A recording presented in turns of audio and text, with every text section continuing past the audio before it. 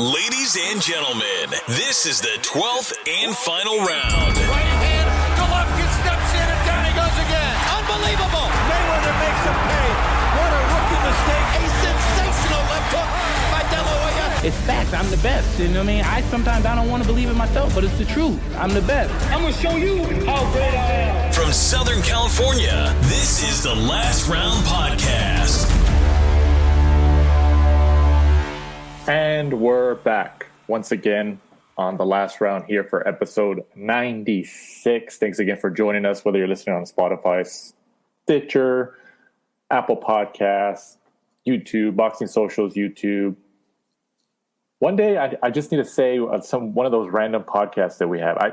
One of those random podcast platforms that we have, because every time I look at the list, I feel like there's more. Am I wrong, Mike? No, you're right. There was another one the other day that popped up that we applied for, and I think got accepted on another podcast platform. And there's that Indian one that we're on. I can't remember. Well, India is a big market. There's a lot of people. Yeah. Hopefully they like boxing and they're listening to us. But, just repeating myself, thanks again for joining us, guys. No guests this week. We decided not to have a guest this week as there's quite a bit of boxing actually happening, especially with the last week in the news and with events and stuff like that, especially with the whole Canelo DAZN thing, which was a big hot topic, especially because Canelo's involved, DAZN, Golden Boy, and all that stuff, which we'll touch on that a little bit later. But jumping right into it, this past Saturday from the 12th of September from the York Hall in London on BT Sport, Anthony Yarde gets the 6-round TKO over Dec Spelman.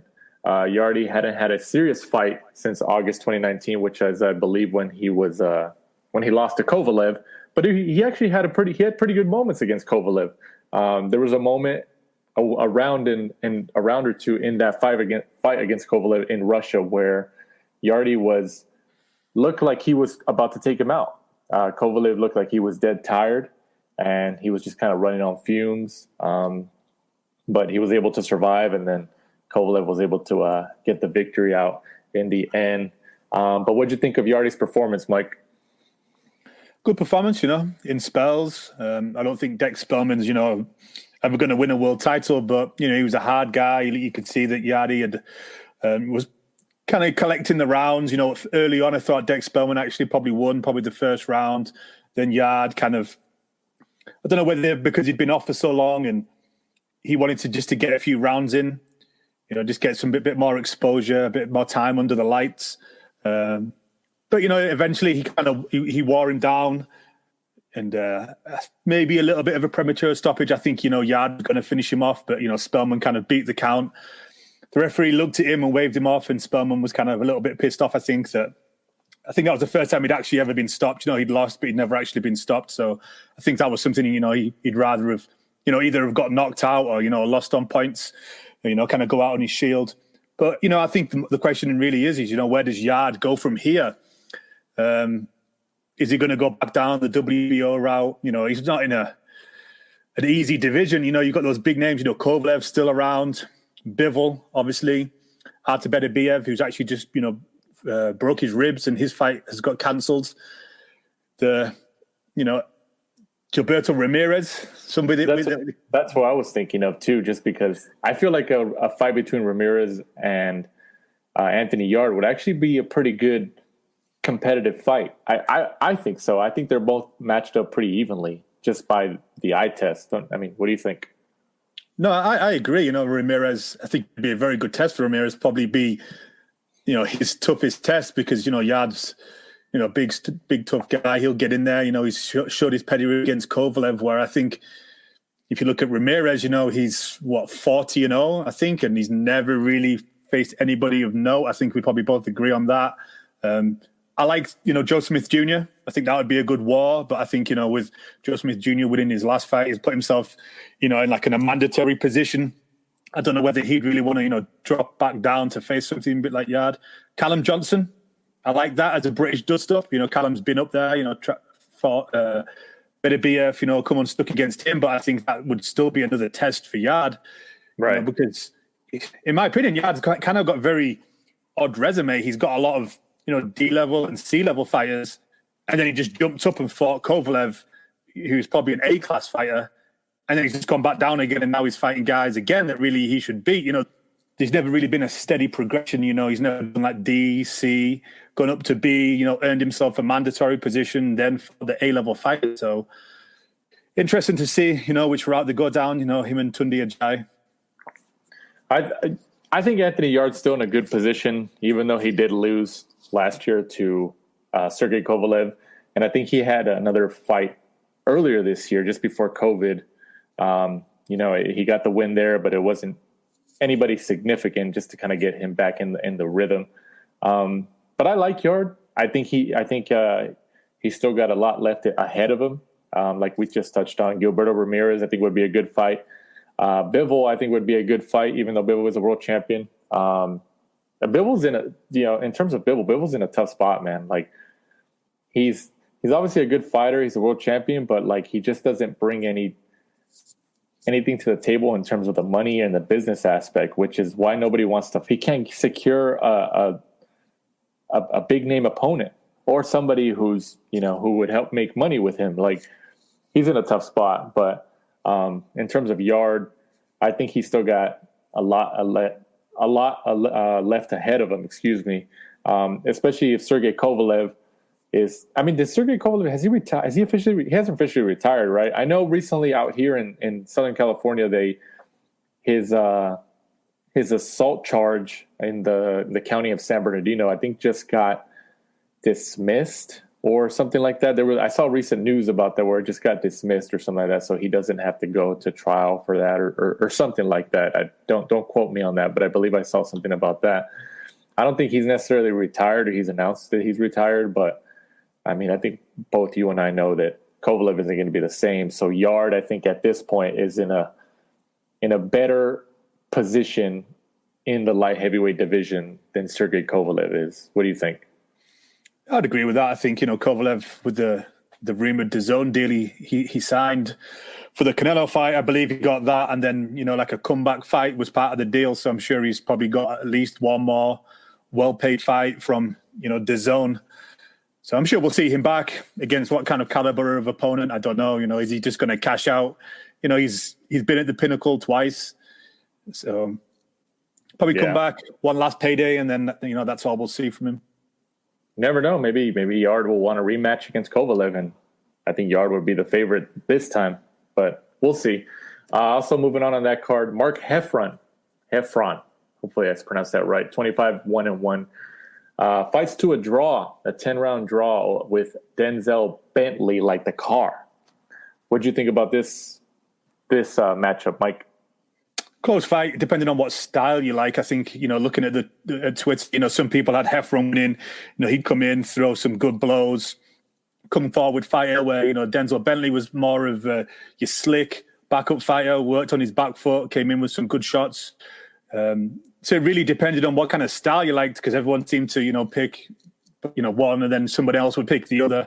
So, I think a rematch should probably be the right thing so we can get a winner. I think Frank Warren on the show afterwards kind of said that, that it was a close fight and really a pick 'em. So, let's do it again. Really a pick 'em. Also on that card, Eskal Usman. I hope I pronounced that right. Remains undefeated with the 10-round unanimous decision win over Cedric Paynaud, who has 8 wins and 8 losses and 3 draws. Did I read that right? Yep. 8-3. Right?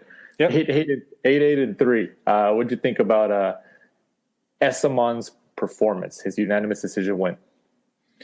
I thought it was a good performance. Paynew, I think everyone will kind of remember him for his couple of fights that he had with Conor Benn, when I think everyone thought that he won the first, but Conor Benn kind of got a bit of home cooking, and then, they fought again. Good, tough, tricky opponent. I thought Usman did pretty well. He kind of needs to move on fast because of, 31 years old, kind of turned pro late, has a good amateur record. So he's got a good bit of pedigree there. But, from that performance, I don't know, he's kind of looking like he's maybe more of a domestic fighter, maybe European. I don't know if we're going to see him up in the, the world market. But, Paynew, good solid fighter. I think, would see him used again on, the Matchroom and Frank Warren shows. Yeah, we'll see. You're right. Also, Ed Harrison gets the points victory over 4 rounds against Muhammad Bilal Ali. Yeah, I wasn't about to try that name. That's why I hesitated, because I was trying to pronounce it in my head. So right here it says referee score was 39-37 for Harrison, who's a 26-year-old club fighter who's now 2-4 with 0 KOs, and had a notable upset over the 24-year-old prospect Ali, who suffers his first professional loss early in his career. So he could still rebound, obviously, if he's still dedicated after that. What'd you think about Ali's first loss, even though he's early? He's still early professional career guy, and Harrison, I guess, getting the upset. It was kind of strange. Ali looked in parts like he kind of, was a fluid, kind of solid fighter. He did pick his shots well, but every time that Harrison kind of really put the pressure on him, Ali just wanted to grab him and tie up, and actually he lost a point, I think, and it was in the second round. For that, the referee kind of got sick of him always just tying up and grabbing a hold of him.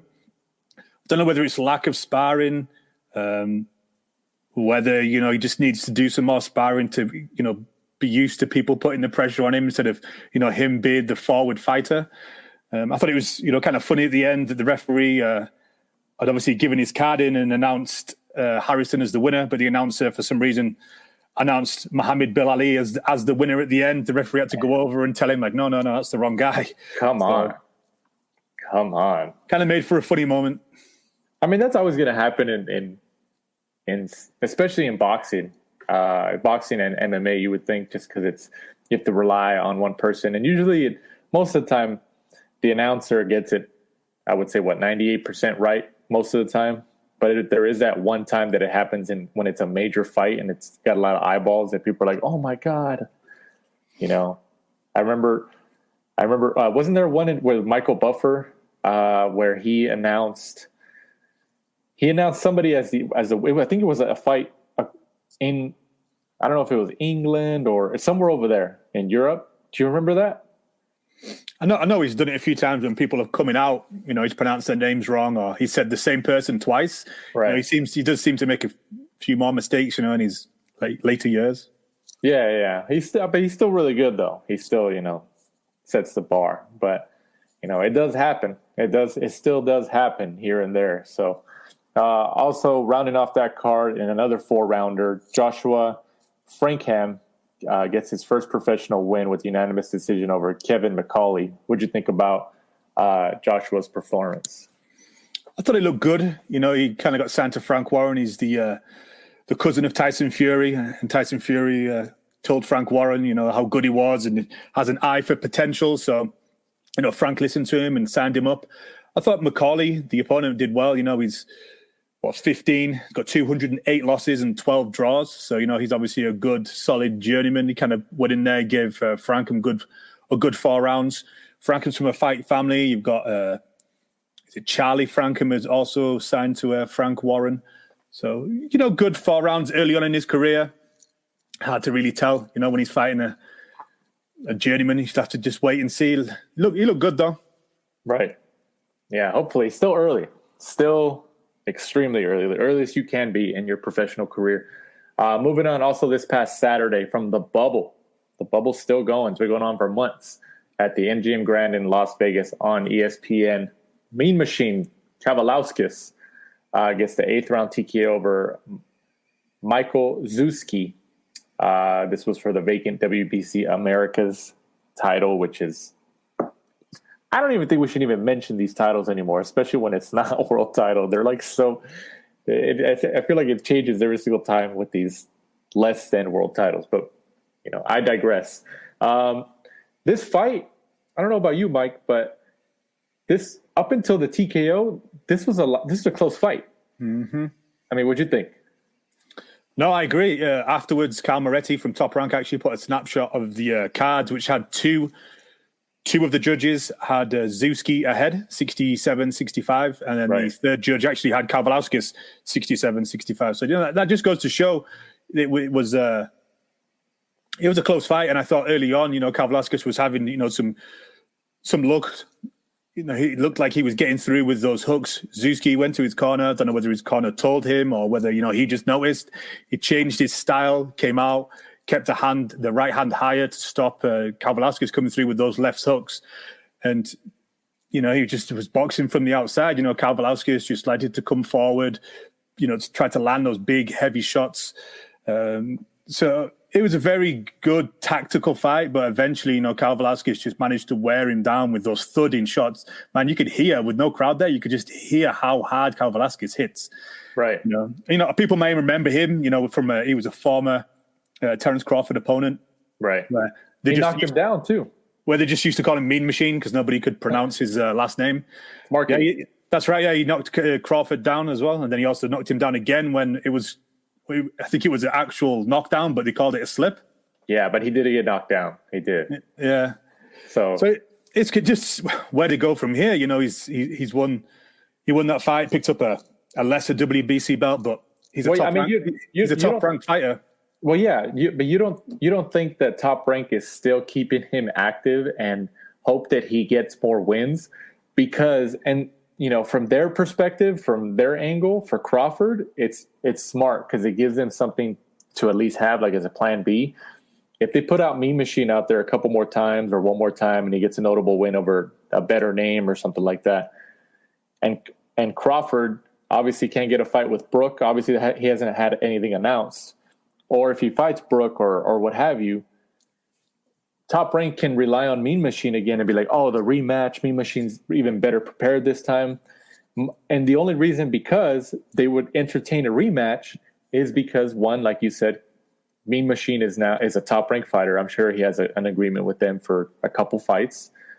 And they need an option for Crawford again because they have limited options with him. And he's a world champion. Like Crawford's a world champion. So I honestly think that their Top Rank is kind of molding Mean Machine to kind of keep him active, and they're hoping that he wins, especially if they put like a more significant name in front of him in his following fight, because they can use him as like a plan B for Crawford again. Like, oh yeah, he's going to rematch him, and then they're going to market the heck out of Mean Machine's last like 2 or 3 fights, 2 fights. Like, oh no, he's been great the last 2 fights. He's won a knockout and then a unanimous decision win or 2 knockouts. And he said he's way better prepared to fight Crawford. And they're going to sell the fact that Mean Machine knocked down Crawford. Essentially, it was twice. It was one recognized one, right? But it was twice. It's just I don't know why the second one wasn't recognized. It was stupid.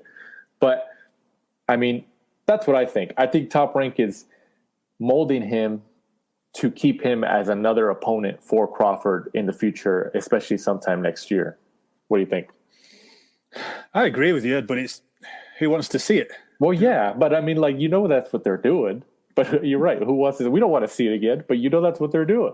It was like when they signed, they signed Chris Van Heerden for that short period of time. They were trying to, mold him into a future Terence Crawford opponent, but obviously something happened and, he managed to get released, and I think he ended up getting picked up by the PBC. Right. But it's the same old thing that we've spoken about God knows how many times on this podcast about Crawford and his opponents, and I understand it's not necessarily his fault because they're all tied up with the PBC, but they need to do something because he can't. I mean, I'm more excited about the Kell Brook fight than I am the Cain Velasquez fight. Cain Velasquez's first fight was good. He knocked him down. Crawford turned it around and knocked him out. Cain Velasquez does have a good style. He does have a good look. He's got a good physique. He's really muscular.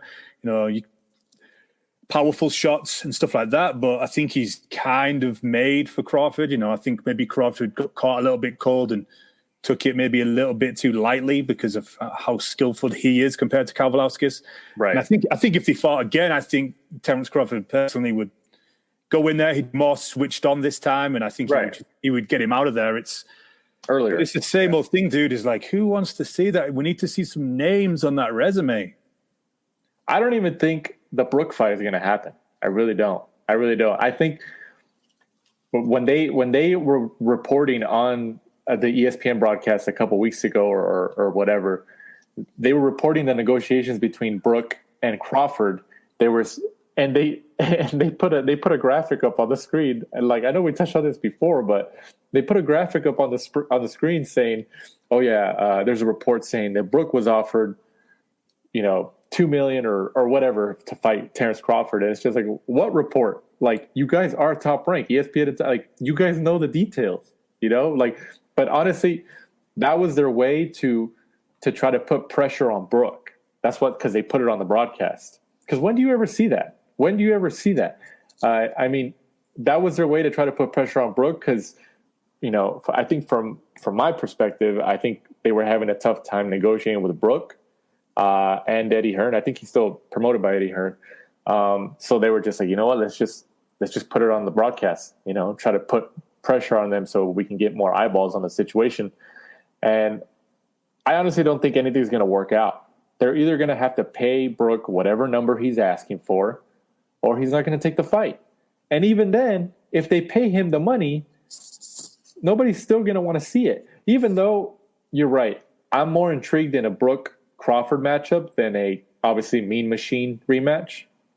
But and I still might we'll touch on it obviously if it gets made, but I'm not counting Brook out completely in that matchup, which is a lot more you can say about Crawford's past opponents, but I don't think we're gonna see Crawford in the ring the rest of this year at all. I just don't. I'd be surprised if we are. I think we may see the Brook fight because it's been rumored for a long time. Yeah, rumored. I think Brook's getting to the point where he's going to have to accept one of these paychecks soon. It looks like the Amir Khan fight has gone. It's kind of died down. I think even the British public now are probably just like, dude, that's been talked about for so many years that just either do it or don't do it. So I think that, it's one last shot against a world title for Kell Brook. It's a decent payday, like 1.5 million, I think the rumor was. Something like that. And, Kell Brook himself may have that, in his head where he's just like, you know what? He's like, I may be able to just pull off one more performance. As fans, we always think that, like if he turn back the clock just for that one night. And I'm sure fighters think that, that's why they come back in the 40s and the 50s because, they just have that thing in their head. Like, you know what? I might just be able to pull it out one last time. He might. I don't know. I know people say he's washed. I wouldn't use that word at all. I wouldn't use that word at all for him. But he's not what he once was, obviously. No, he's not. I think those losses to, Errol Spence and Triple G and the fractures in the eye sockets, obviously didn't help it. I think fighting at, trying to boil himself down to, 147 because, everybody said, he should have been at 154, maybe even higher because he's solid muscles. So I think, just trying to get down to that 147 category was just, he was taking a little bit out of him. There wasn't that top gear because he, just starved himself so much to get down to the weight. But I think in terms of name recognition and in terms of fight, how many people would tune in to watch it, I think the Kell Brook Crawford fight kind of appeals on, both sides. I think it appeals in the UK and it appeals over here. So right. Hopefully Kell Brook eventually just decides, you know what, I need to take one of these paydays before people stop asking. Right. You're right. Yeah. But, I think right now he holds a little bit more of the cards in terms of the negotiation with Top Rank because Top Rank is essentially desperate and they need an opponent for Crawford, like some type of name. Because, I don't know. I keep going back to my original suggestion for him. Top Rank should just let him go to Showtime or Fox and fight one of these PBC guys. The guy's good enough to figure. Like the guy's good enough that he'd likely be he'd likely be a favorite against any of them. Maybe besides Spence. I mean, but all of them would be intriguing matchups, obviously, because all the best welterweights are under Al Heyman. But honestly, if I was Top Rank, I'd be like, you know what? Forget it. Let's send Crawford over there, one-time fight with them, and we'll get a unification matchup or against a Sean Porter or a Danny Garcia or a Keith Thurman. Let's send him over there. Send him over there and let him get a win. And then they'll show him like, yeah, look, I came over here and I beat one of your guys on your platform. Like I think that's the only option they could take. I mean, but obviously, that's just from us looking in. I don't know how ESPN and Top Rank's contract is in terms of broadcast rights, but which I'm assuming they have first dibs. But I think their backs have been against the wall for quite some time now, where I think that's the only logical solution. Send Crawford over there to Fox Showtime, try to let him try and fight and get the win, and he then, especially if he fights another champion in Errol Spence or whoever, and he unifies titles, and he comes back to ESPN.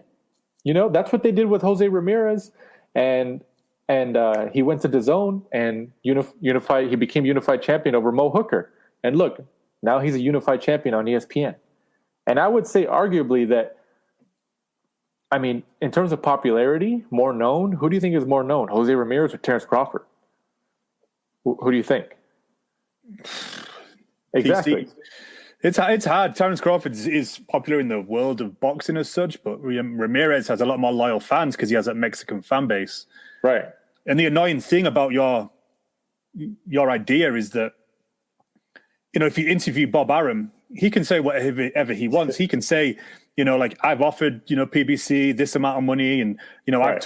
I've told them that they can have Terrence Crawford, and you can't get a reply because Al Heyman does no interviews. So Bob can say whatever he wants. He knows that. Yeah, he can say I've offered them, but there's no Eddie Hearn on the other side. There's no, Al Heyman won't do any interviews. So, he could be holding Terrence Crawford hostage for all we know. But right. we would never find out because there's no spokesperson for PBC, which is, if it was Bob Arum and, Eddie Hearn, you can go back and forth. They can say what they want to the point where they kind of corner the other one, and then the fight has to be made. Right. No, you're right. Yeah. And I think Bob Arum is smart enough to recognize that he's like, Al Heyman doesn't say anything. He's like, so I can say whatever I want. He was like, and it doesn't matter. Mm-hmm. So, which is smart. It's he's marketing his company, and he throws stuff out there. I remember there's a YouTube video out there where Spence and Crawford met up backstage at one of the events, and they're kind of talking back and forth, and they kind of get into it.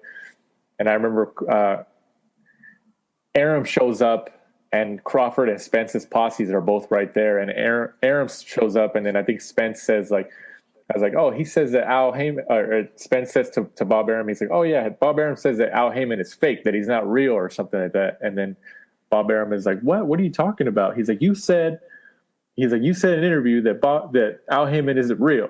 He's like, that he's a fake guy. And then he starts laughing, like he knew he was a joke, pretty much saying, hey, yeah, I said it on purpose because it's funny, but he says it like it's real. But I don't know. You always get comedy out of Bob Arum, but you're right though. I still stand by that they should just let Crawford go to Fox, Showtime, PBC, and fight one of these guys. That's the only solution for him to get these guys, because obviously they're just going to rotate the PBC guys for years to come. So it is what it is. Yeah, it's getting annoying, dude. I think every time somebody fights in the top 15 of the 147-pound category, this conversation pops up because, we're always kind of talking about the PBC, you're talking about the top guys, the champions, and, you always go back to this, are these guys ever going to fight? So it's just getting to the point where it's getting old. So, yeah, we'll see, man. The co-main event for that top rank at the bubble, Joet Gonzalez returns after his first loss against Shakur Stevenson. I think it was last year. And he gets the unanimous decision win over Miguel Mariaga, who's been one of those. Mariaga's one of those guys at that weight class who's been rotated around for these higher level guys. He's that guy that they put in with he's a formidable opponent. This was for the vacant WBO International Featherweight title. Gonzalez is back in the mix. I would say. I mean, I think it was good. I was reading a report that Gonzalez, they had offered him a couple guys to get back in the rhythm, and I think he had said that they were guys with losing records. They had more losses than they had wins, but he wanted, I guess, a live body, quote unquote, to get right back in there. And Mariaga's been in there with a lot of guys. Obviously, he's not what he once was, but he is a name, and I commend Gonzalez for jumping back in there. Because I think his name is pretty much back in the mix to at least get another title shot or kind of get another big significant name in that weight class. I mean, what did you think about Gonzalez's performance? I thought it was a good performance. Marriaga has been in there with, his only losses were to Lomachenko, Oscar Valdez, Nicholas Walters, all former champions or current champions. So, that shows, kind of pedigree that he was in there with. And I think from after a couple of rounds, you could kind of see that Joet Gonzalez had him under control, was really going to win. It looked like a 10-round decision unless Marriaga managed to catch him with one. I don't know whether if Marriaga really had enough that, one-punch knockout power, though. Right. I think the problem we have with Gonzalez is he's good, but he's in a very strong weight division. I don't see him beating a Josh Warrington, Gary Russell Jr., Shakur Stevenson, in my opinion, made easy work of Joet Gonzalez in the first fight, and he's a current champion in that weight division. Right. Your favorite, Kanzu, another one in that kind of weight division. That would be a good fight. I think Steve Kim of ESPN tweeted that recently, that a fight between Kanzu and Joet Gonzalez would kind of be interesting, and they're both Golden Boy fighters technically. That's a fun fight. I think it's good. Joet Gonzalez, more of the ball. Kanzu really just comes in and his constant pressure. It's just the amount of punches he throws. So it would be a good clash of styles in that one, and should technically be easy to make.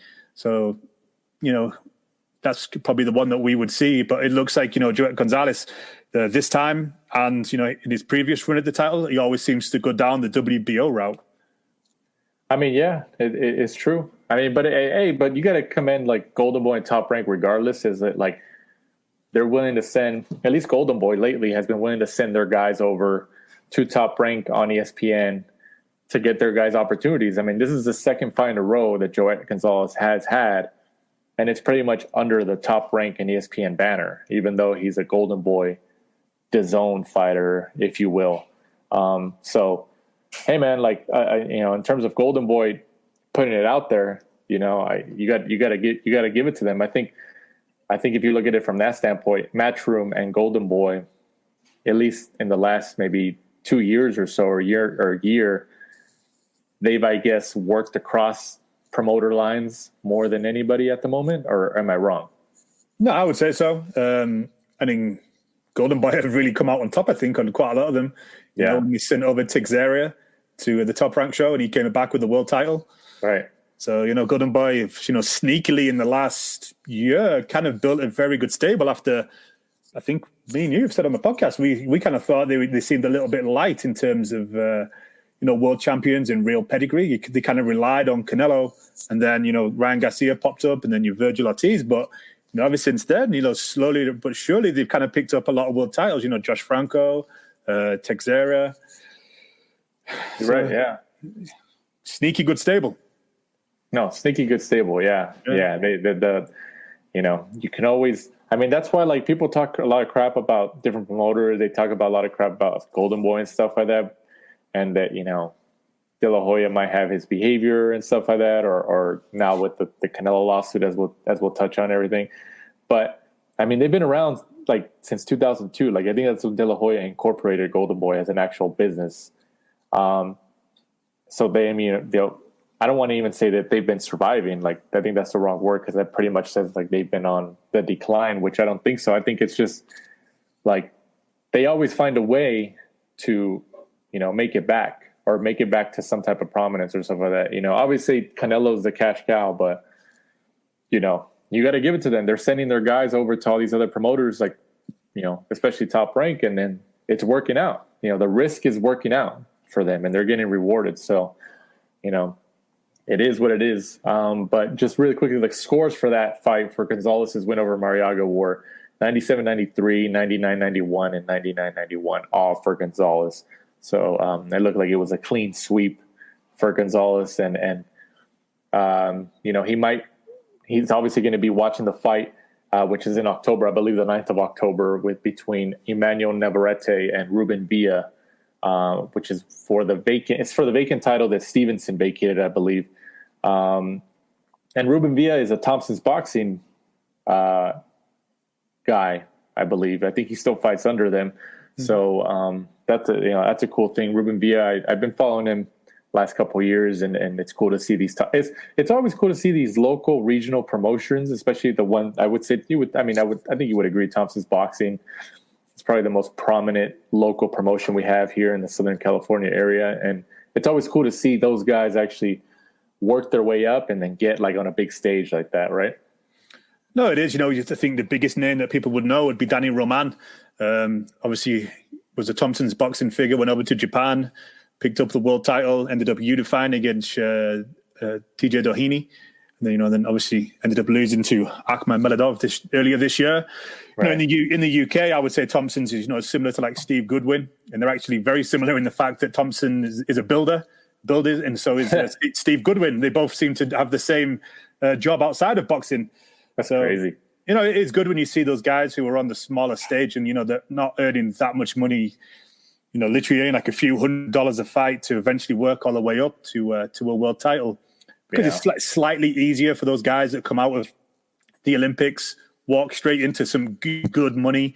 They could just literally be a full-time boxer when you've got people like Andrew Cancio, who goes to work full-time and then has to fit in his runs and his gym workouts, in and around a full-time job. Speaking of Cancio, like he's poor guy, man. He's been trying to get a fight scheduled with Top Rank for months now, and they, for some reason or another, his opponent keeps getting rejected by the commission or something else happens. Poor guy, man. I don't know what's going on with him, but I hope to see him back at the ring soon, especially under a Top Rank banner. I think that's intriguing to see.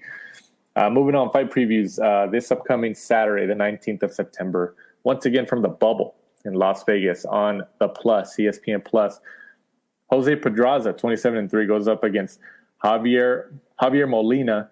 Pedraza is one of those guys like we talked about, like Mariaga, who's been kind of, I would think he's a little bit more elevated than Mariaga, at least in terms of their careers. But Pedraza has been one of those guys that's kind of been rotated around like the higher level guys in his division.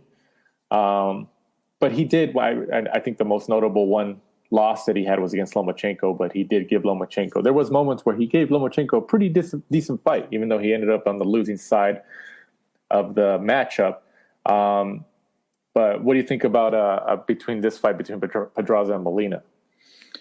Interesting fight. I think that, Pedraza, you kind of looking how much does he have left? Right. I think this fight's going to be up at 140, so he's moved up in weight. He's a good fighter. I actually quite like watching Pedraza. He does a lot of things really well. And if you were going to kind of teach somebody to box, isn't he an Olympian? I believe so. So. Yeah, he's a good fighter. I think the move up in weight will hopefully do him well, and I see him winning this fight. I think he's somebody that Top Rank like to use as a well-matched opponent, and I think moving this up to 140, he's going to be maybe a potential opponent further down the line for maybe Ramirez, Josh Taylor, Teofimo Lopez maybe when he moves up to 140, because Pedraza I still think still has that name recognition in my opinion. Right, in terms of boxing fans, I think you're right. I think especially if he looks really good in this fight, knockout especially or stoppage. I think they're definitely going to put that type of marketing behind him. And like you said, having him at 140, you got Josh Taylor, Ramirez, Lopez, who I think moves up to 140, whether he wins or loses against Lomachenko or not,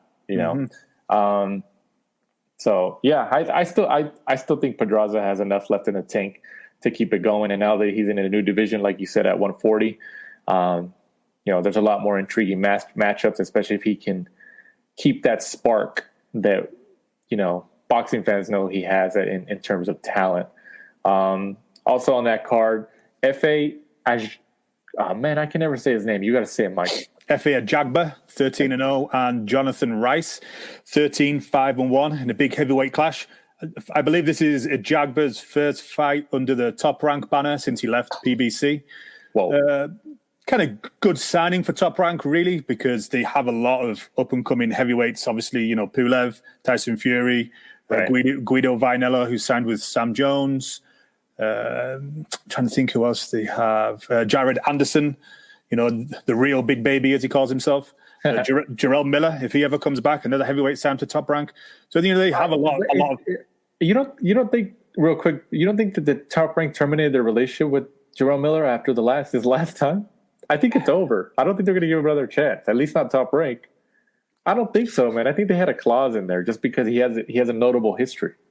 The problem is, though, as being a hero and being a villain both sell. That's true. So whether they use Jerome Miller as a villain for the rest of his time, and because people want to see him lose, they'll still turn up because they want to see him get knocked out. And are they gonna fight for the name of the big baby?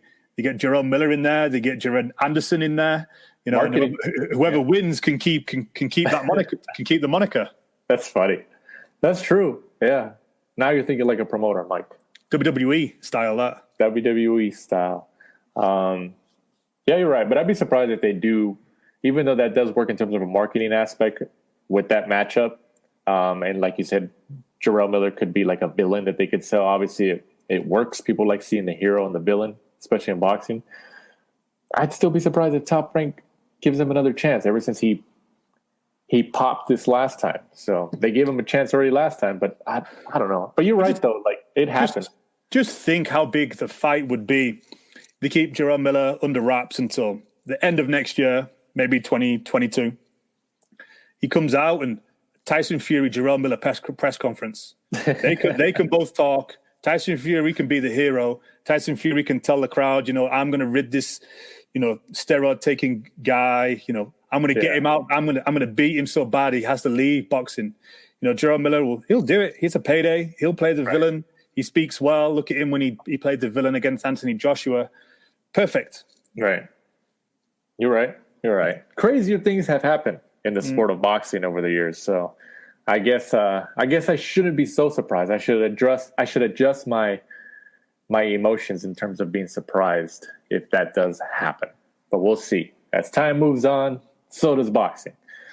Also, this upcoming weekend from the Mohegan Sun Casino, a PBC event in Connecticut on Showtime. Erickson Lubin goes up against Terrell Geisha for the vacant WBC Silver Super Welterweight title at 154 pounds. What do you think about this matchup? I think this is a pretty intriguing matchup. It is an intriguing matchup. It was only 2016, the ESPN and Ring Magazine both had Erickson Lubin as their prospect of the year. Right. He's only got one loss. That loss coming to, a knockout to Jamel Charlo in 2017. Charlo. Geisha as well, also a very good amateur, was part of the U.S. Olympic team. So in terms of pedigree of boxing, this should be very, very good. For a boxing purist to watch, it should be a very good fight. I would say Lubin really should win it. I think he's younger. Lubin's only 24, right? Exactly. I mean, he really should, come again. If he can get everything sorted, just get back into the win column. Confidence. He's still with world-renowned trainer Kevin Cunningham. Right. So everything's on his side. He has time on his side as well. So just get back in there. A good performance against Terrell Geisha. This is for the WBC Silver Super Welterweight title. So that gets him back into the top 15 rankings of the WBC.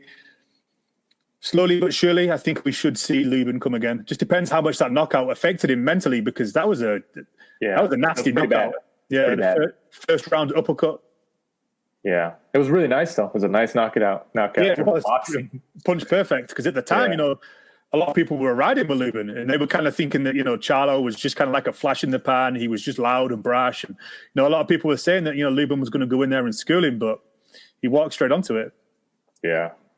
It was probably just like the age thing, because the Charlos are a little bit more older, maybe had a little bit more experience, especially on the big stage and stuff like that. But you're right, though. I was surprised to see that Lubin was 24 years old. I thought he was a little older. I thought he was maybe in his late 20s, but he still has I think you said, he still has a lot of time ahead of him to recover and really make his mark. Essentially 10 years. He's only 24. Yeah, you can see him. Yeah, he's got at least 10 years. Yeah. So I think I still think it's an intriguing matchup this weekend, Lubin and Geisha. But I probably lean towards Lubin, but it doesn't mean that Geisha should be counted out. That's a good matchup. That's a good matchup from a boxing, like we said, boxing purist perspective. Good matchup. Moving on that card. The co-main event, at least as of today. I'm not even going to pronounce his first name. I can never do it. Nayam Bayar, 11-1, goes up against Kobe Breedy, who's undefeated at 15-0. What do you think about this matchup? King Tug all the way. Has to be King Tug. I didn't even know who Breeder was. I actually looked him up and read about him for the podcast because obviously we had to talk about him. He fights out with Barry Hunter's gym, Washington, D.C. People will recognize Barry Hunter because he used to train both Lamont Peterson and his brother. Right. In my opinion, I think King Tug should win. Breedy fought a lot of nobody so far. This is kind of a step up for him. King Tug, same sort of thing. You know, obviously suffered his one and only defeat to WBC champion Gary Russell Jr. Right. In February of this year, before the COVID hit. So, you know, people were kind of high on him. Some people actually kind of thought that King Tug might actually cause an upset against Gary Russell. So just one of those things is just going to kind of look and see how much it affects him. You know, some people can shrug a defeat off, you know, and carry on. Some people, it kind of affects them a lot, and they start to come a little bit timid inside of the ring. So, I mean, Brady's 15-0. Like, I mean, you said you looked up. I mean, I didn't know who he was either until you know, we started talking about it. But 15-0. I mean, I know the lower weight class is a little different, but I mean, is it from what you saw? I'm assuming on BoxRec, was there anything notable in his career so far? Not really. A lot of, you know, like local shows, stuff like that, kind of like to pad the record out. I may be wrong. You know, this may be one of those instances where, you know, Breedy steps up to fight King Tug and, you know, we see how good he is. You know, he's fighting out of, you know, a respectable gym and, you know, Barry Hunter's gym in Washington. A lot of tough guys have come out of that. You know, the Petersons were both well schooled. So I could be completely wrong. You know, he might step up to and rise to the occasion. Big step up for him on Showtime. So yeah, it's an intriguing, at least from the numbers perspective and the records perspective. It's intriguing. So we'll see if it pans out. But King Tug, I think that's one of the best nicknames in boxing at the moment. I always forget about him just because he's, you know, he doesn't have the large name recognition, but King Tug, every time I hear that, it's like, whoever gave him that name is pretty good because he already has a difficult name as it is. Also on that card, Jaron Ennis, 25-0, goes up against Juan Carlos Abreu. Ennis is one of those guys to watch. He's already 25-0, so I would think after this fight, especially if he wins, and especially if he wins in like statement fashion, I think Ennis is going to have to be in there with a pretty significant name or a significant step up following this fight. What do you think about this matchup?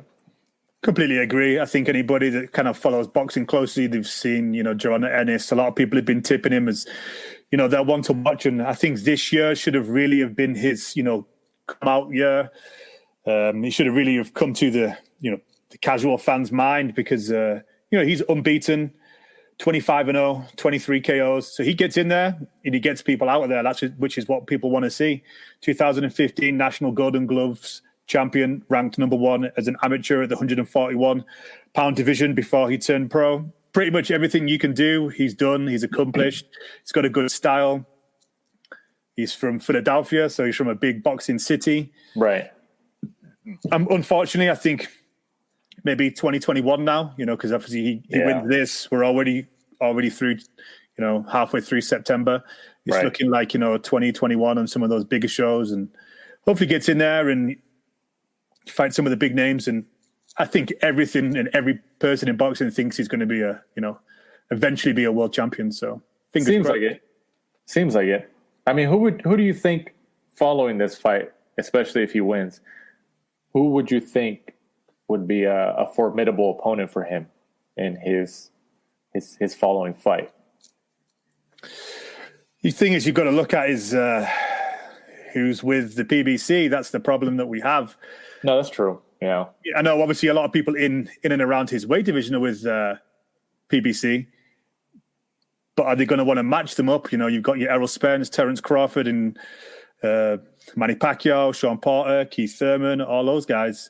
Yeah. If you were a world champion, would you really want to fight Ennis when Ennis doesn't bring a lot to the table? That's the problem you have when you're someone as good as Jaron Ennis.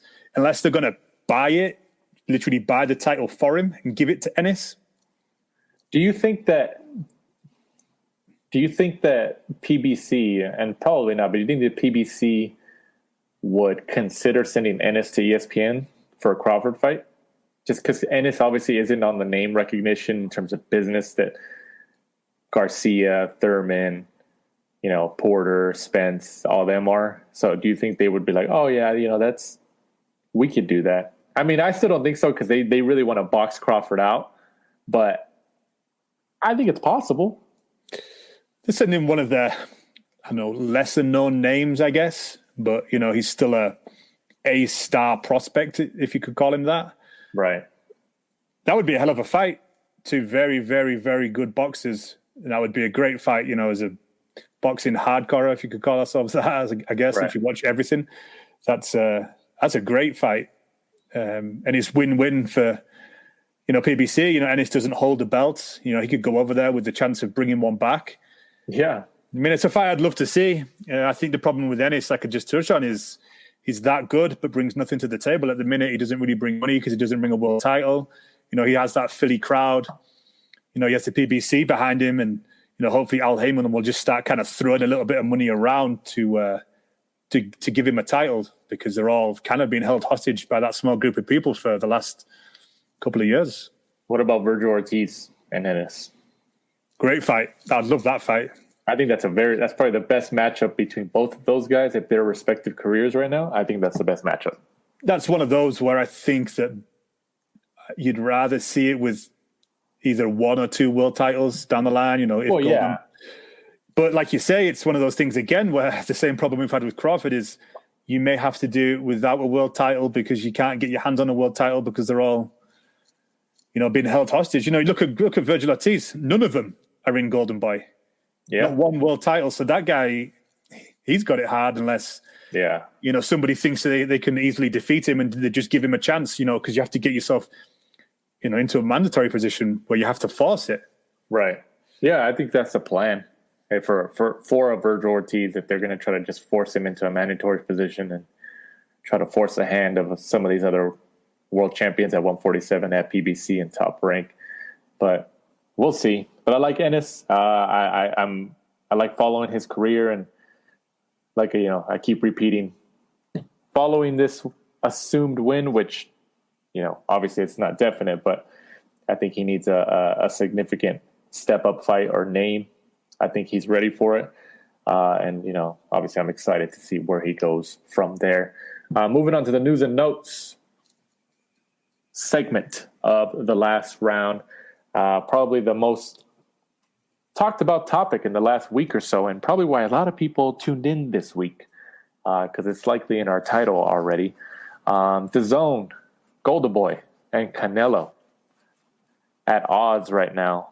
Canelo just recently filed a lawsuit in the county of Los Angeles here in California against DAZN and Golden Boy. It's essentially a breach of contract lawsuit, but it was also recently dismissed. And what I've talked to a lot of people, because I had a lot of people who messaged me about that, like, hey, what happened? Like, I thought he just filed it and they dismissed it. Does that mean that that he was wrong? But I was reading about it that they didn't dismiss it because it had no merit. They dismissed it because it looks like Canelo's attorneys or whoever he hired as his legal team, they didn't identify the legal parties in a proper manner. It looks like they had some trouble identifying DAZN, just because, I think even now, me and you don't even really know who owns DAZN, because DAZN is there's so many players, and they have so many different companies. I saw the name Performance Investment Group or something like that, and then there's DAZN Global, and then there's DAZN LLC and DAZN Group. It looks like they have a bunch of different money or a bunch of different business names all over. So it's hard to pinpoint who owns the thing. But that's why it was dismissed, because I guess there was an error in terms of identifying the legal parties involved. But I wasn't really surprised. I don't know about you, Mike, but I wasn't really surprised when this happened, when it was reported that Canelo had filed a lawsuit in terms of breach of contract, because obviously they can't they can't concede on a fight, or they can't. That's the wrong word, but they can't agree on a fight for him and the whole pay and the contract details. I wasn't surprised when he filed it. Well, I mean, what about you? You know, wearing my Canelo hat, you know, if you've got a contract for $360 million over 11 fights, I think potentially $35 million a fight, and DAZN have been stupid enough to not put anything in there that they can pick and choose who you fight, then hey, you know, win-win for Canelo. You know, like he can just try and fight Rocky Fielding and, you know, Yildirim and people like that, and get paid the same as, you know, fighting, you know, a Kovalev or, you know, fighting a Callum Smith. Then that's really DAZN's fault. You know, putting my DAZN hat on, maybe they thought that they had a gentleman's agreement. You know, that's what I think. Yeah, yeah. You know, obviously, but like, you know, when you get to be as big as DAZN and, you know, you're working for a party like that, not to have something in writing, it's kind of stupid, right? But I mean, you know, like there's also the Ali Act, like where you can't necessarily force somebody to fight one person, or you can't put that in the contract that, like, okay, if you sign with us or we sign you, you're going to fight this person. Like, I think that even though the Ali Act pretty much seems like it's just a piece of paper, it doesn't really get enforced. Well, the other thing as well is the Ali Act is only enforced in the US. That's right. Yeah, that's true. Yeah. So depending on maybe where the fight is or whatever, I don't know how it's enforced. You know, if he's fighting a British opponent in Britain, then does it class? I know that, you know, in the UK, you have people that, you know, manage and promote fighters, right, where in the US, that's illegal. You can't do that. Well, it's supposedly illegal. You know, look at Al Heyman. Right. But, yeah, it depends really on what hat you wear. You know, if you're you're kind of neutral and you kind of think that, you know, Canelo is been unreasonable because obviously, you know, we are in a pandemic. You know, Canelo's already a wealthy man. I believe that he did supposedly agree to take a small pay cut, but, you know, the money that DAZN was offering was substantially lower. Right. So, see, but like the whole terms of the pay cut initially, and, you know, correct me if I'm wrong, but initially when they were reporting all these different details throughout the last month or month and a half or two or whatever it's been between Canelo and DAZN, Golden Boy, trying to get him a fight in September, Mexican Independence Day weekend, like, which has usually been his date the last several years. I didn't see any reputable report that Canelo was willing to take a pay cut.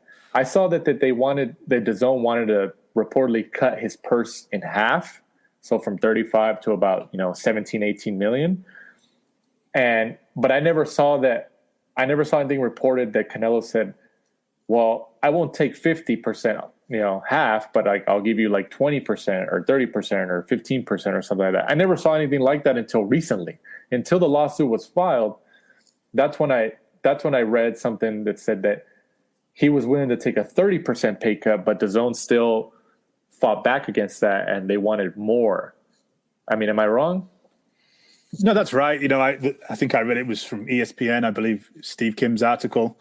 You know, he said that he'd heard, you know, Canelo was willing to take less. And, you know, I don't think we'd be here at this moment if it wasn't for COVID, because it looks like, you know, back in November when we were chatting to Team Matchroom, it looks like, you know, they kind of said that they thought Billy Joe Saunders was going to get the fight. Right. That looked literally to be a few weeks away from being signed. And then obviously the coronavirus hit. And I know obviously Canelo kind of offered to fight Avni Yildirim for a WBC title, because the WBC obviously wanted to jump in and get involved in, you know, that great amount of money that Canelo is, you know, floats around. Do you really think that Canelo wanted to fight Yildirim though? Like legitimately? I know in terms of getting the vacant belt, I get it, but like, why not? If you're going to get paid $35 million. No, you're right. I know why. In terms of why not, you're right. But like, I honestly, I don't know. Like, I know there was no way to get around Yildirim because he was, you know, a mandatory, or he was in that spot, which I say that in quotes, in air quotes, but a mandatory that hadn't won for 2 years, and his claim to fame is getting knocked out by Chris Eubank Jr. Exactly. So like, I don't. If Canelo and his team were really, I know in terms of getting that belt because it's vacant and they can fight for it and get another belt. Obviously, it's a great move. But if Canelo really thought that DAZN was going to be for that, and he's really getting mad because of that they were going to put him against somebody like Yildirim, who has no name recognition, and like you said, he got knocked out. He's known for being knocked out against Chris Eubank Jr., then, Canelo's not really the businessman that I thought he was. Like, can refile the lawsuit again by, I think, September 26th, I believe. They have a certain amount of time to refile, I think, by the end of the month. And then they can still move forward in the court case. And that's the first thing I thought of. One of the first things I thought of when I heard about the lawsuit is that, oh man, this could drag out. DAZN, the guy who owns DAZN is a billionaire. He's like worth like $25 billion. You don't think he has a team of lawyers and like some of the best lawyers in the world who are going to just drag this on or I know Canelo's got his own people. I know Canelo's got his own people and he's obviously a millionaire and he can try to fight and all that stuff. But I mean, I think it kind of looks, in terms of who he hired as his legal team, I think it kind of looks, kind of, I don't know what the error that they made where the lawsuit got dismissed because of an error as in not being able to properly identify the legal parties involved, which I get it. There's confusion among DAZN and who owns what, and there's a lot of moving parts there. But I think that like an error like that is such a small, minuscule legal error to make, especially when you're somebody with the reputation of Canelo, one of the biggest stars in the world, not just in boxing, but, in pop culture. Like that kind of says something about the legal team you hired. And I looked up his legal team. They're located over there in the South Bay here in the Los Angeles area. But I don't know, man. Like, I just hope this isn't another Mikey Garcia situation. I hope that Canelo, DAZN, and Golden Boy come to some type of agreement and he gets back into the ring. I think honestly, they're probably shooting for November since he fought November last year. So that's what they're shooting for, to try to reach some type of agreement. But then it was also strange to me that Canelo listed Golden Boy in there, even though they are part of the contract negotiations and he's a part of their promotional company. And then Oscar De La Hoya was like tweeting and putting on Instagram. He put something like, oh, when like pretty much saying that he's not worried about anything, and I think I saw a quote by Golden Boy or somebody at Golden Boy that said like, oh, Canelo's beef is with DAZN. It's pretty much saying it's not with us. We're just kind of listed there, but we're irrelevant. Well, I think if you're listed from a legal standpoint in the court system, like that doesn't, you can think all you want, but if he's going to list you in that, like, and the judge rules in his favor or something like that, like that means you're going to have to pay too, which I don't understand why. I don't know. The whole thing just seems like a whole big cluster. Am I wrong? As far as I know, the Golden Boy are listed because of they agreed for Canelo to fight Triple G when Canelo never agreed that, but they supposedly told DAZN that they would sort that out. They would have a Triple G Canelo 3. So they listed so Canelo listed them in it because he's kind of obviously turning around and saying like, I never agreed to that. You can't agree to that without my blessing. Right. No, yeah, I think that was an issue at the beginning of his agreement, and the following when he signed his agreement, that Golden Boy had some type of written agreement with DAZN saying they would get Triple G as an opponent again under the DAZN platform, or that they told DAZN like they promised DAZN. It could have been a gentleman's agreement. I don't know, something like that. But obviously that was an issue, and now it's coming up again. And then something that just popped out in my head too, I guess in also what was reported, I don't know if it was in the lawsuit written specifically, but DAZN was saying that premium opponents that they listed people as like Conor McGregor, Khabib, and I know people were laughing at that, and I get it I get it, like in terms of like premium, but like I know, but from a business standpoint, that's what they were looking at. You don't think HBO and Showtime and Fox and all these guys, if they had a chance to get a Canelo and like a Khabib or a Canelo and a Nate Diaz or a Conor McGregor or what have you, you don't think that they would jump on that if they had a chance to bid on that? From a money standpoint, that's all they care about. It's all ratings and eyeballs or pay-per-view buys. So I get it in terms of like like, oh, DAZN, I can't believe they consider them premium opponents. They're not even boxers and stuff like that. Yeah, from a boxing perspective, I understand. But DAZN needs to, they're paying the guy $35 million a fight. They're trying to recover and make some type of profit here, which, and I'm not saying like I agree, but like I think we would, if we were at the head of DAZN, I think we'd obviously have a different conversation, right?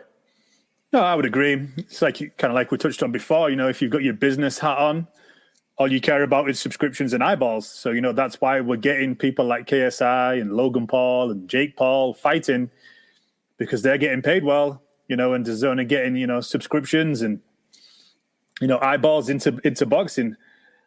And then obviously if you're looking at it from a boxing fan perspective, then, we don't want to see him fight a Khabib. We don't want to see him fight a Conor McGregor because they're not boxers, and Canelo's just going to carry him and, blast him out the ring the same way that Mayweather did. Right. So, this year really has just been a write-off in terms of your A-star boxers, your Anthony Joshuas, your Canelos and guys like that. We're not going to see them. Right. We're not going to see them. There's not enough money. There's no gates. We're not going to see them till 2021. We may see, Joshua Pulev, or, we may see Tyson Fury, Deontay Wilder, if they can get some outlandish site fee where having no crowd. Like Saudi Arabia. Exactly, yeah, exactly. Or some rich billionaire has it on a boat, just for his private viewing or something like that, No, something right. outrageous. Just because of, unfortunately, it's the same old thing, money makes the world go round, and, money makes boxing go round, and those guys don't want to risk their career and, and their life, really, fighting for, it's a lot of money to me and you, but, if Canelo's used to getting 35 million and then they suddenly turn around and say, hey, we can only afford to pay you 15, then to Canelo, that's kind of like, well, no, I'll wait. I'll wait till next year. Lifestyle. He has to keep up his lifestyle. Yeah, and obviously, me and you don't understand that, because me and you are 15 million. That's still 15 million. But when you're contracted for 35, you're kind of like, well, you know what? I'll just sit and wait. I'll sit and train, and I'll just wait until 2021 when I can pick up 35 million for fighting potentially the same opponent. Right. But then there's also the fact in the contract, supposedly there's something called a force majeure clause, which is pretty much like, it's pretty common in the United States in contracts. I'm sure probably in England or something like that. But in terms of if there's like some type of act of God that affects the business or the world or the region or whatever, where both parties are affected by it, or whoever's affected by it, then the contract can be amended or something like that. Certain things can be done. So supposedly there's that type of clause in there in the contract with Canelo and DAZN, and that's what they're going to rely on in terms of trying to cut his pay and everything. Which I think, honestly, if that's true, if that clause is in there, I don't see how DAZN can lose. It's from a legal perspective, like in a legal court, I don't see how Canelo could win if they say like, hey, look, we have this clause in here. There's obviously a pandemic going on that hasn't happened in, I don't even know how many years, 50, 60, 70 years or whatever, maybe longer. And it's affected our business. We can't get a live gate. We can't get people to come in, we can't have people travel, for formidable opponents. I think from a legal perspective, I think the only thing that helps Canelo in this standpoint is that he's been trying to negotiate with them, and he can put the attempts he's been making with DAZN. His lawyers can order like, look, my client has been trying to make attempts with them, trying to find solutions, and they're being unreasonable or something like that. But I don't think DAZN is going to let this play out. I think one of two things happen. They either say like, look, we'll pay you 30% less, or we'll pay you whatever he's asking. Because if this goes on, DAZN is likely going to have to produce their finances, so the court can see like, well, if it's really affecting you, we got to see it. Obviously, they're affected, but and then all this stuff is going to come out, and then like a bunch of names that we've probably never seen before are going to come out, like, oh, this is who's in charge, or this person's in charge. And DAZN, no company wants to let that happen, especially DAZN because they're so new. So either they let Canelo they let him go. They're like, you know what, forget it. This isn't worth it. And they pretty much get out of the boxing business. They just kind of write out the rest of the agreements they have, and then they get out and they focus on other sports. Or they just agree to whatever Canelo wants, and like, oh, I'll take 30% less, and they give it to him, or what have you. Because, even though DAZN likely has that clause in their contract, I still think they're in a really tough spot. They really are.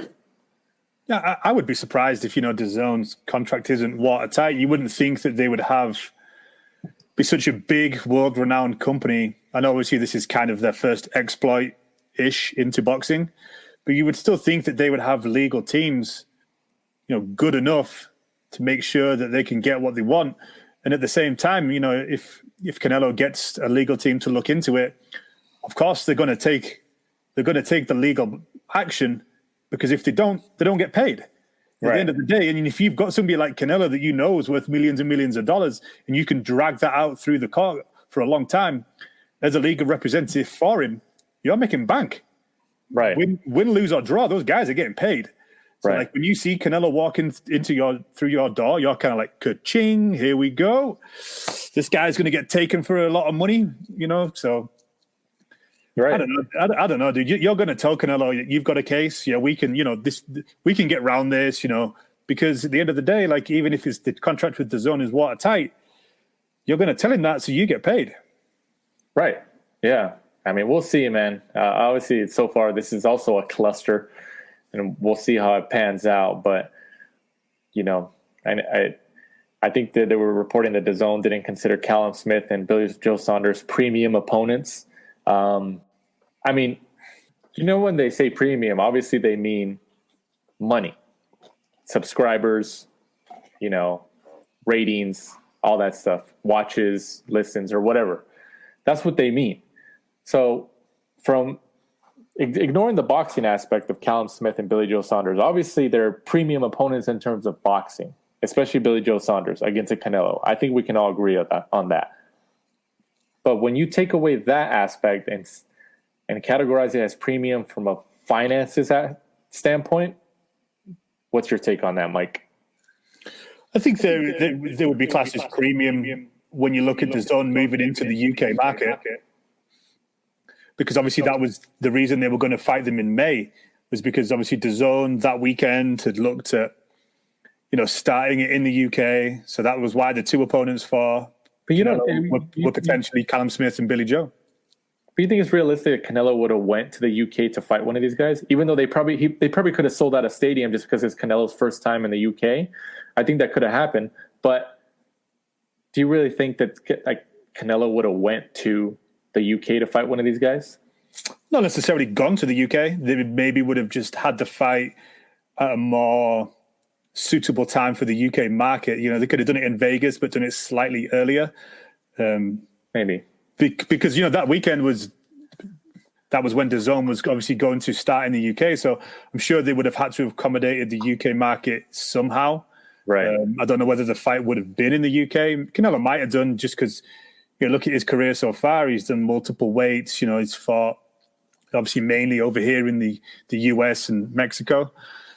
Maybe he wanted to go to the UK, see the market. He wanted to, him and AJ are probably the biggest stars, and maybe he thought to himself, well, fucking AJ's selling out stadiums in the UK. Why can't I? Right. So maybe he wondered, whether he could do that against a well-placed UK opponent. Right. No, you're right. I mean, we'll see. Hopefully I think his team will refile by the end of the month. I think that's the date, September 26th. And then, this also could be just a front. Canelo just probably said like, oh, you know what? Let's file this just so they can know, like, hey man, look, I'm serious. It's kind of like a tactic, but who knows? Obviously we can just sit from the outside and watch what's going on, but it is what it is. Also moving on, Devin Haney and Gary Russell Jr. are still kind of going back and forth. Gary Russell Jr. has been calling out Crawford, Devin Haney, like just kind of, boasting about these guys, and I don't know where this came from. But Devin Haney, I guess they've been reporting that Russell Jr. or Yuriorkis Gamboa is in the running for a November fight against him. I mean, I don't see Russell. I don't see that happening with Gary Russell. If anything, it's going to be Gamboa. I'm like 99% sure it'll be Gamboa. Totally agree. The Gamboa fight seems more realistic, but Gary Russell Jr. against Terence Crawford or Devin Haney, fuck, give me that fight all day, every day. That'd be a great fight. Just the fact Gary Russell Jr. against Terence Crawford. Dude, I would just love to see that. Just the fact that Gary Russell just to move up in weight, all those weight categories he's going to skip to fight that. They keep going back and forth on social media. It seems pretty realistic. Like, Gary Russell punched him back in the day at the Olympic training camp, and Terence Crawford didn't do anything. And so it's kind of, it'd be a fun fight. I would assume Terence Crawford would probably win because it's a natural weight category, whereas Gary Russell's jumping 3 or 4 weight categories to fight him if he decides to fight him. Devin Haney seems to shout about fighting everybody and fights nobody. So, yeah, Gamboa. I would put my money on Gamboa, though. Yeah, it's probably going to be Gamboa. That's very likely. And then Devin Haney has obviously the WBC title at 135 pounds, but they're saying that Lopez and Lomachenko is undisputed. And I saw an interview. Somebody posted a clip of somebody asked Mauricio Sulaiman about that. About that issue, and what did he say? He's like, I sent it to you. What I saw, like, there was positive confusion. Yeah, positive confusion. Yeah, I don't know. Like, the interviewer asked him, like, "Hey, if Lomachenko Lopez is undisputed, like, well, where does that leave Devin Haney? Is he not a title holder, or is that going to be another undisputed fight? If the winner of Lopez Lomachenko fight Devin Haney, is it a second undisputed fight?" And you could see, like, Sulaiman was like struggling to answer it. He ended up just calling it. He's like, there is confusion. He's like, but it's the best kind of confusion. It's positive confusion. I liked it the other day when somebody messaged the WBC and they came back saying that they were a non-profit organization. I was like, there's no way on this God green earth that they're a non-profit organization. Why would they have so many belts then? Charity starts in their pockets. It is what it is.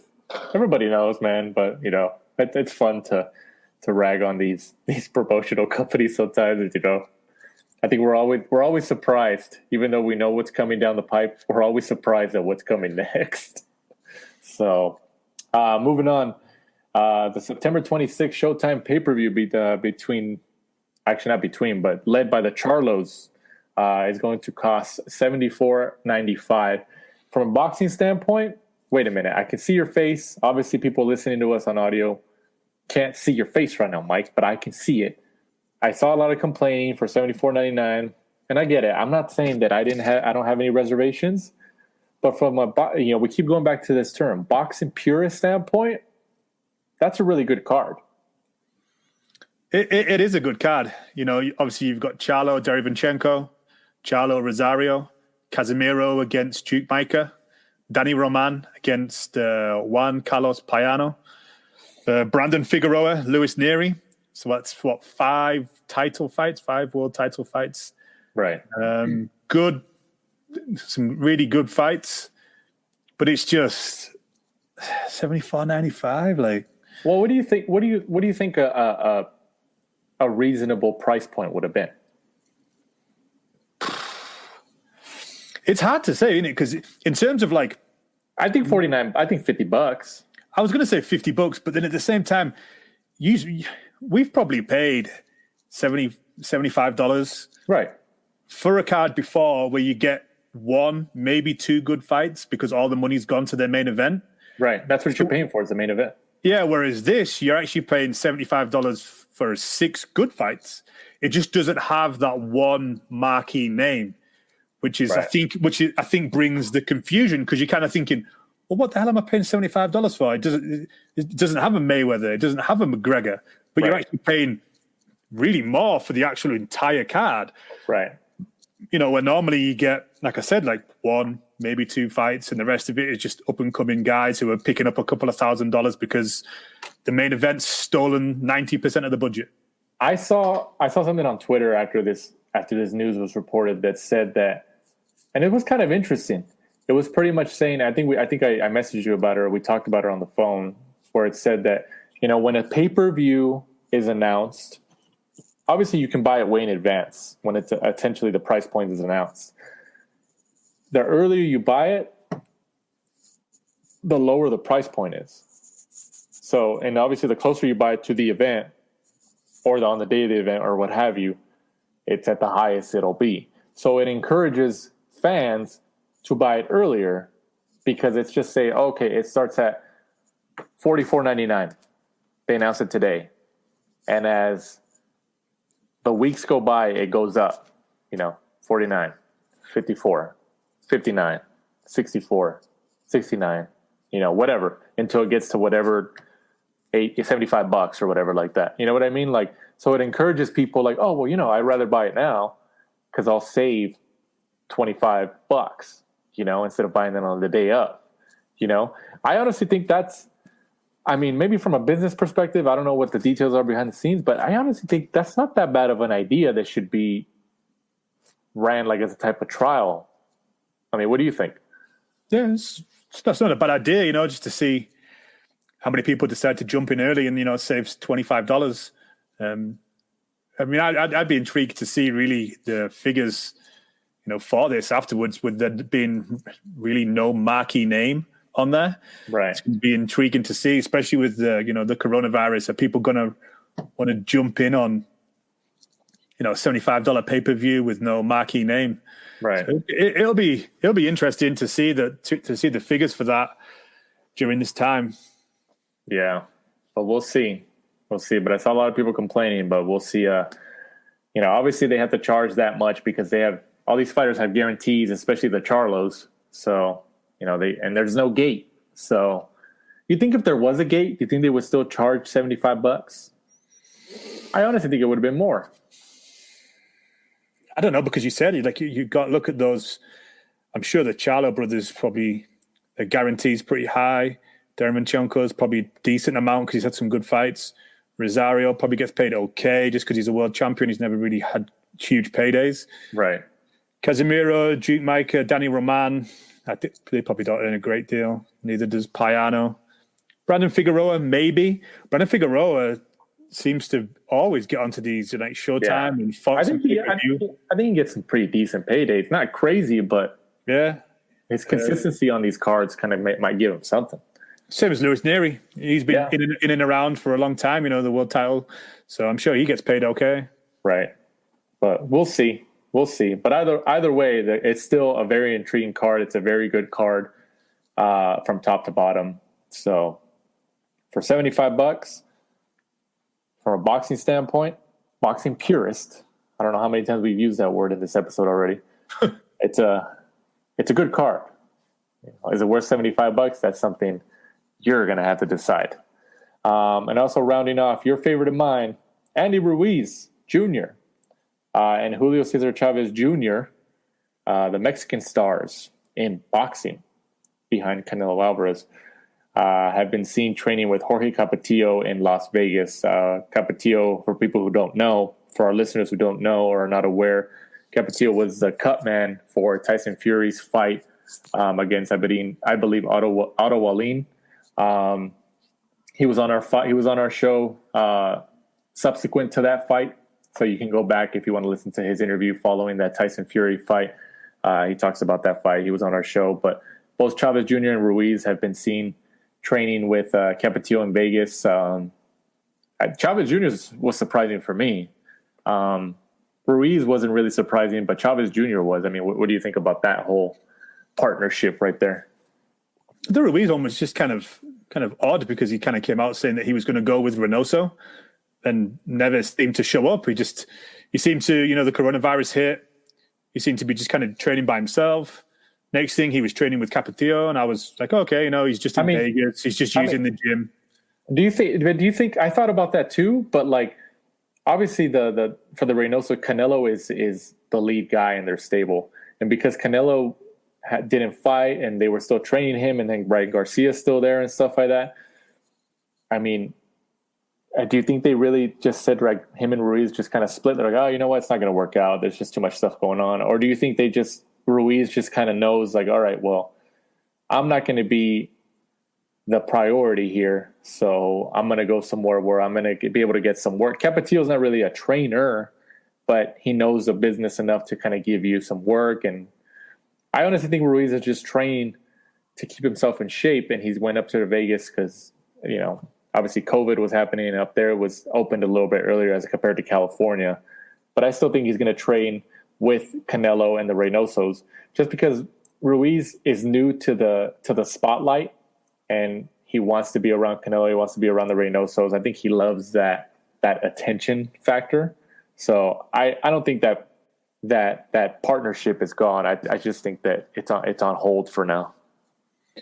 I don't know. I think it may be gone. If it's not gone, then I don't see the sense behind going to a new trainer, but then never going to train with him until the last minute, because it's, you know, they're going to want him to do things the Reynoso way, which is going to take time. It's going to take time to train your body, train yourself out of bad habits, and to train yourself into doing the things that Reynosos want you to do. Or what if he has went down there and trained? He just hasn't put it up.